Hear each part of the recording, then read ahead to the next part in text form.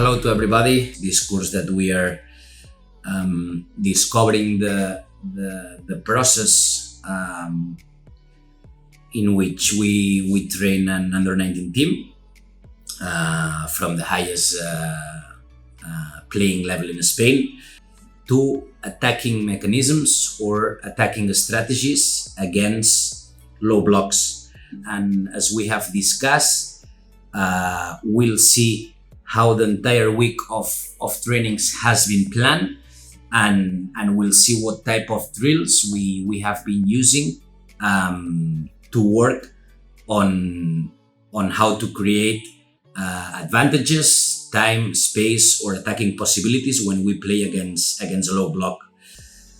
Attacking against a low block is completely a different chapter when compared to build-up, progression, creation, even finalization against high pressure or middle blocks.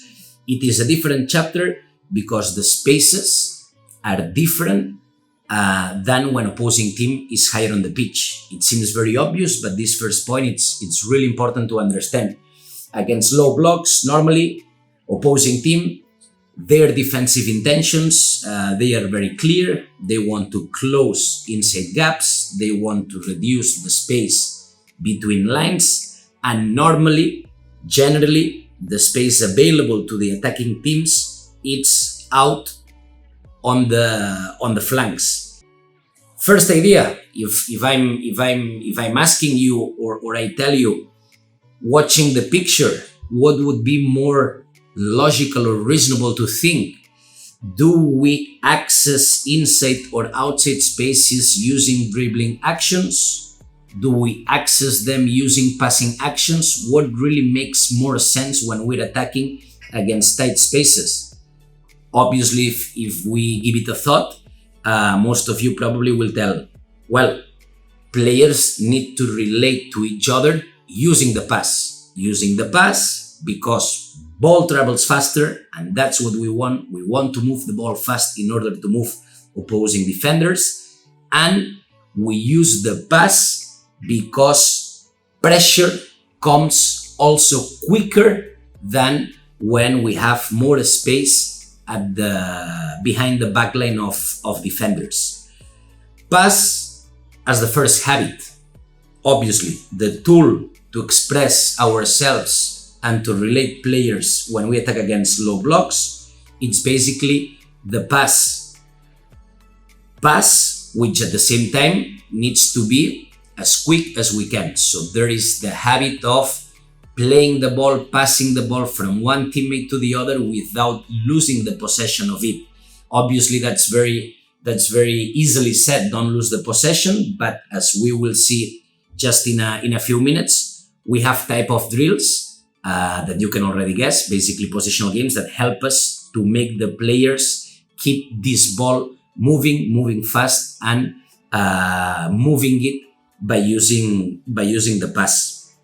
There's a difference between those outside players and these inside players. And the difference is basically in terms of a habit, of an idea that we want our players to understand, is that when these balls go inside, players inside, they have to play really fast, using less touches and playing the way they see. That's an important concept that you have in the blueprint. Don't turn, play the way you face, probably related to third man actions in some cases, but when we play against low blocks, obviously they need to use it because they cannot really turn, as defender will be coming really fast to the position and we increase our chances of losing the ball. So also there is this habit or this difference between outside players and inside players. So the habits are how, the intentions is what. So one of the first and most important intentions to attack against low blocks is precisely to attract opposing players at one side, make them come towards ball position, and then once we have identified a larger number of opposing players in that particular channel, be able to switch the ball to find not a free player, not an advantage, but just space and time in the opposite flank. And what we will do now basically is first review the drills that we used in terms to work on the habits and to work on the intentions as well. The drills that would be more open in terms of decision making, that would be less contextualized, that would not use maybe real positions, but they would encourage the players to start understanding these tools, these resources, these ideas that they should use against this type of defending structures. Our first drills for each day, normally they are related to individual foundations, they are related to team foundations that they are not contextualized, or individual foundations, but picturing how we can link those individual foundations for each player into a collective idea. So we have the ball,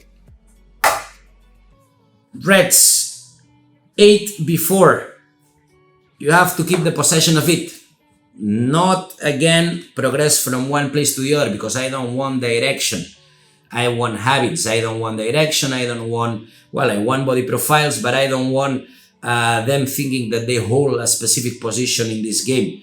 I want habits. I want ideas. I want DNA. I want identity. I want them to understand how important it's going to be prepared in the SSP to play the way they have played in these drills, to attack against low blocks.